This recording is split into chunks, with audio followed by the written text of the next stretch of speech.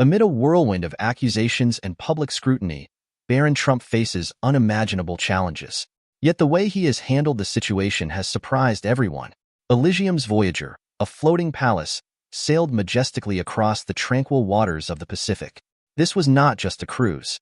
It was an experience designed for those seeking luxury and tranquility, away from the chaos of everyday life. For Baron Trump, it was exactly what he needed. Sitting atop the ship, Baron leaned back from the polished rail, the salty breeze drying his hair. At over 6 feet tall, he had a quiet, composed presence, having grown into a man who preferred observation to spectacle. The distant horizon glowed with oranges and pinks, while the sun painted a dazzling scene that even the finest galleries could not rival. Beside him sat Isabel, her white hair catching the light like fire. She was not a face the tabloids would recognize, and that was intentional. Isabel was smart, reserved, and extremely self-effacing, a rare combination in Baron's world. She adjusted the hair on her neck, looking at him with an amused smile. "You're thinking too much," she insisted, slowly opening her arms. Baron turned to her, replying, "Just enjoying the moment." "You're trying to enjoy it," she corrected, her tone warm but knowing. "Big difference." He laughed slowly, the sound carried on the wind. Isabel wasn't wrong. Even in this luxurious escape, he couldn't completely tune out.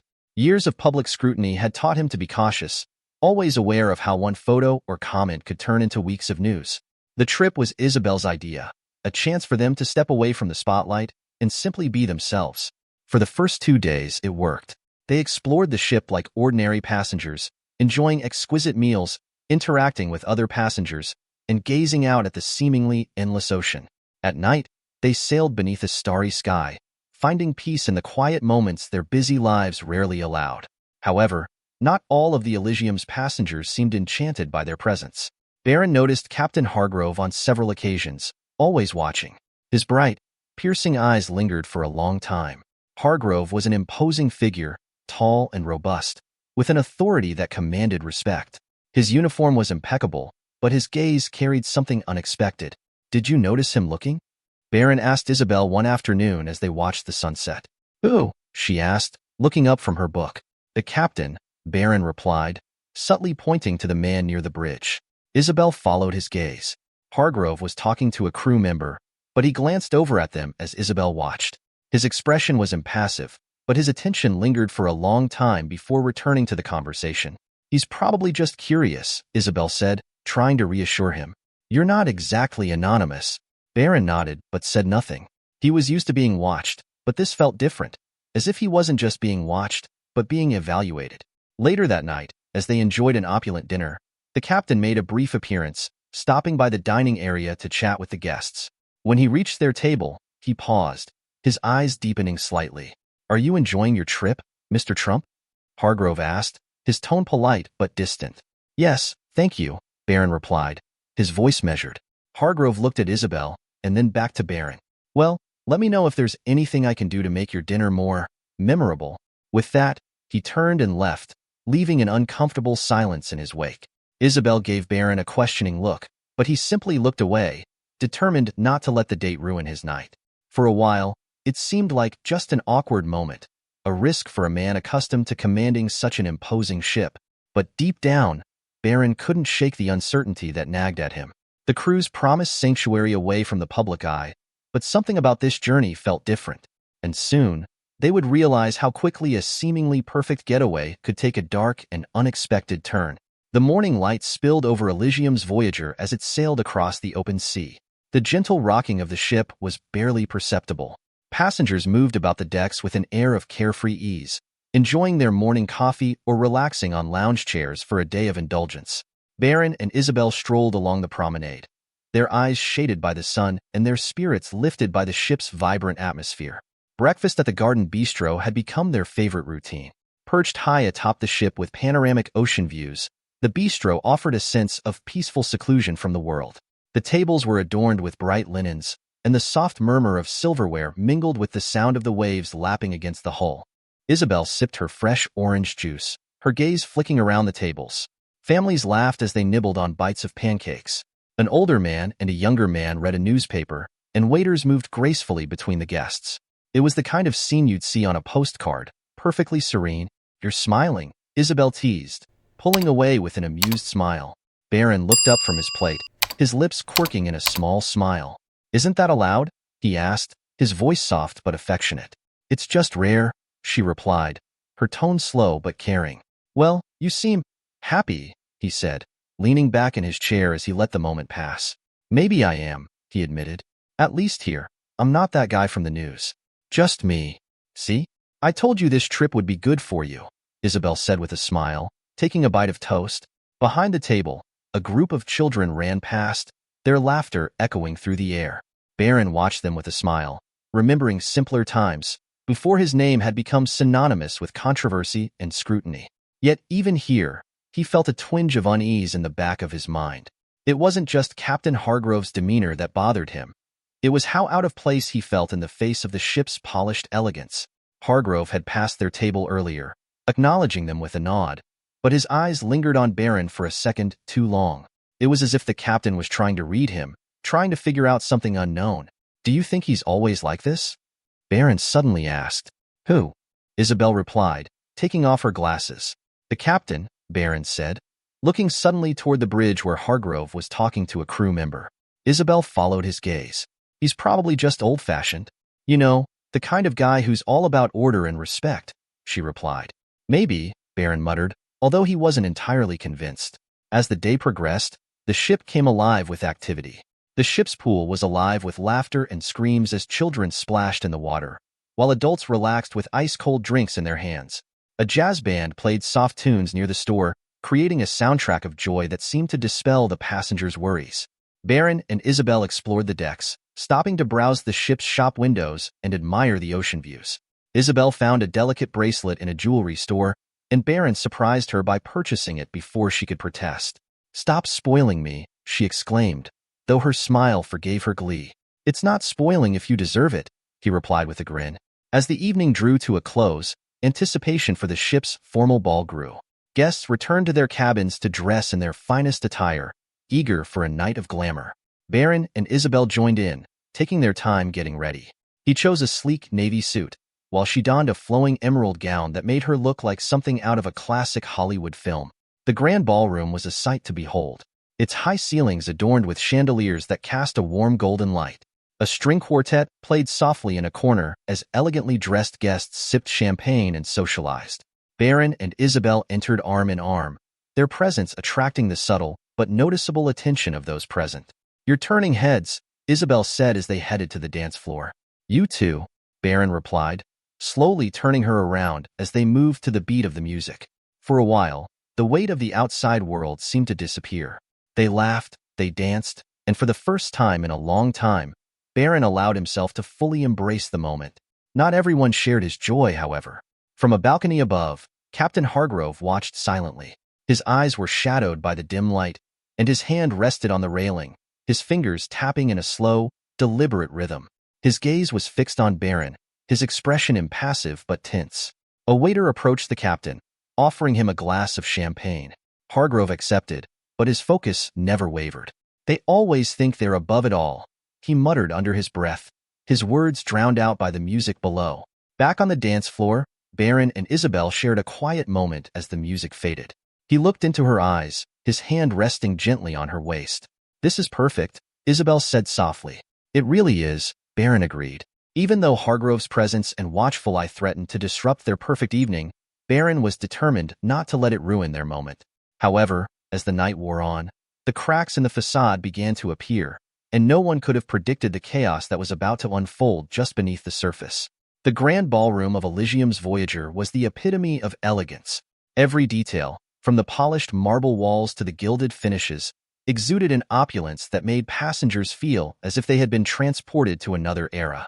Classical music played in the background as guests enjoyed themselves, their laughter mingling with the soft clink of glasses. Baron and Isabel stood near the dance floor, chatting with a couple they had met earlier that day. Isabel's emerald gown shimmered in the soft lighting, catching admiring glances from more than one attendee. Baron, ever composed, wore his suit with understated elegance, and his reserved smiles put those around him at ease. As they spoke, the massive doors to the ballroom suddenly flew open with a force that silenced the room. The music stopped mid-note, and the collective sound of conversation gave way to a heavy, uncomfortable silence. All eyes turned to the source of the interruption. Captain Hargrove stood in the doorway, his imposing figure casting a long shadow across the polished floor. His cap was missing, his normally impeccable uniform was slightly disheveled, and his face was flushed, either from anger or alcohol or both. In his right hand he held a half-empty glass of whiskey, the amber liquid swaying as he moved. "There he is," Hargrove shouted, his voice cutting through the silence like a blade. His eyes narrowed on Baron, who instinctively straightened, his face taking on a wary expression. The captain's words hung in the air, thick with accusation. "The golden boy, hiding out here like he's just one of us," Hargrove continued, his tone dripping with disdain. He swayed slightly, pointing to the side of a table. The guests exchanged nervous glances, nervous laughter rippling through the crowd as Hargrove's words sank in. Baron felt Isabel's hand tighten on his arm, her tension radiating through her touch. "What's he doing?" Isabel whispered, her voice barely audible. Baron didn't respond. His gaze remained fixed on the captain, studying him intently. This wasn't the calculated disdain of a man merely exerting his authority. It was personal. Hargrove began moving toward them, his steps heavy and unsteady. "You think you can just stride in here, moving like you own the place?" he growled. His voice rose with each step, his words slightly slurred. "You don't belong here. Not you, not your kind." The room fell silent, the weight of his words hanging in the air. Some passengers gasped, while others looked at Baron, unsure of what to expect. "Captain," Baron said firmly, his voice calm but firm, "you've had too much to drink. This is neither the time nor the place." "Oh, it is the time," Hargrove replied, slamming his glass down on the table with a loud crack. "You think I don't know who you are? I know exactly who you are. I've spent years watching people like you, arrogant, taking what they want without a second thought for the rest of us." Baron didn't back down, though his chest felt tight. He'd faced public confrontations before, but this was different. This wasn't a reporter firing a tough question or a stranger taking pictures. This was pure, unfiltered hostility. "Look, I don't know what you think I did," Baron said, his tone firm but charged with authority. "But I'm not going to stand here and let you insult me or anyone else in this room." Hargrove laughed bitterly, the sound loud and harsh. "Oh, the prince speaks. How noble." He leaned closer, his voice dropping to a growl. "You don't belong here, and I'm not the only one who knows it." Isabel tugged on Baron's arm, her voice shaking. "Let's go. This isn't worth it." But Baron didn't move. He met Hargrove's gaze directly, his expression calm but firm. "Captain, I'm asking that you step aside and take some time to calm down. Anything that needs to be discussed, we can do it in private." "In private?" Hargrove called out, his voice rising again. "No, no more secrets. People need to know the truth about you and your family. They need to see who you really are." The whispers among the guests grew louder, the tension in the room building like an electric current. A crew member who had been standing near the entrance took a tentative step forward, his face pale. "Captain, perhaps we should go outside," he said cautiously, but Hargrove waved him off. "Don't tell me how to run my ship." He stepped away, his attention still fixed on Baron. "This isn't over, boy. Not by a long shot." Before the situation could escalate any further, two officers approached the captain, their movements deliberate but not confrontational. "Sir, we need to speak with you," one of them said calmly, placing a firm hand on Hargrove's shoulder. For a moment, it seemed as though Hargrove might resist, but then he gave in with a frustrated grunt, allowing the officers to guide him from the room. He cast one last glance at Baron, his eyes burning with rejection. "You'll regret this," he muttered under his breath before disappearing through the door. The ballroom remained silent for several moments, the weight of what had just happened hanging in the air. Slowly, the music began again, but the festive atmosphere had disappeared. Conversations were hushed, the guests exchanging worried glances as they tried to process the scene. Baron exhaled, his shoulders relaxing slightly as he turned to Isabel. "Are you okay?" he asked softly. She nodded, though her expression was still tense. "What was that?" she asked, her voice low but urgent. "I don't know," Baron admitted, "but something tells me this isn't over." And while the ballroom tried to regain some semblance of normalcy, the real storm was only just beginning to gather. The ballroom remained in tense silence long after Captain Hargrove had been escorted out. Guests gripped their glasses a little tighter, their whispered conversations replaced by speculation. The elegant atmosphere had been shattered, leaving a sense of unease that not even the soft strains of the music could mask. Baron and Isabel stood near the entrance, watching as the evening tried to regain its rhythm. "We should go," Isabel said softly, her voice thick with concern. Baron nodded, his hand resting gently on the small of her back as he guided her toward the exit. Heads turned as they passed, whispers following them like a shadow. Isabel's grip on Baron's arm tightened, but he kept his expression calm and composed even as his mind raced. The hallways outside the ballroom were quieter, the hum of the ship's engines the only sound accompanying their footsteps. Isabel let out a shaky breath, her voice low but urgent. "Baron, what just happened? Why would he come after you like that?" "I don't know," Baron replied, his voice steady but his jaw tight. It felt personal, though. He wasn't just venting. He's holding something in. Isabel frowned. Maybe he's just unstable or drunk. Either way, this doesn't seem safe. Baron looked around the empty hallway, his eyes narrowing as he considered her words. "It's more than that. Did you hear what he said? About my family? That's not random." Isabel hesitated, her brow furrowed with concern. "Do you think he believes one of those conspiracy theories, the ones they spread online about your family?" "It wouldn't be the first time," Baron said bitterly. He paused, his gaze distant for a moment, but this felt different. He sounded certain, like he had some kind of personal grudge. When they reached their suite, Baron swiped his keycard and opened the door, holding it for Isabel. Once inside, the familiar luxury of their cabin did little to ease the tension in the air. Isabel sat on the edge of the bed, her hands clasped in her lap. "What are you going to do?" she asked quietly. Baron leaned against the wall, crossing his arms as he considered his options. "If I report this, it'll all be headline news." Baron Trump.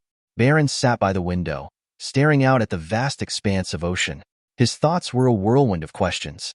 What was Hargrove's endgame? Why had he chosen this moment, on this voyage, to make his move? When the moment arrived, Baron made his way to the captain's quarters, accompanied by 2 crew members who insisted on accompanying him. The narrow hallway leading to Hargrove's office felt colder, more oppressive. The sound of the ship's engines reverberated softly off the walls. "You don't have to do this," one of the crewmen said calmly as he reached the door. "Yes, I do," Baron replied with a resolute tone.